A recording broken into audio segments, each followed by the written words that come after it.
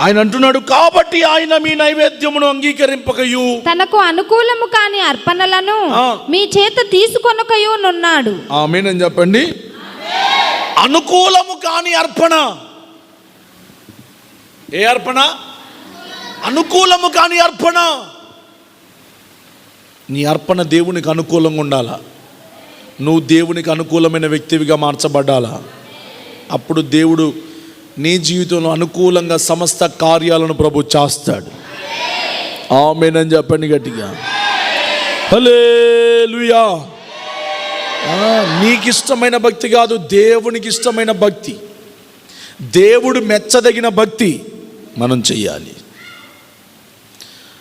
నేను ఆయనకి ఇష్టడను గనుక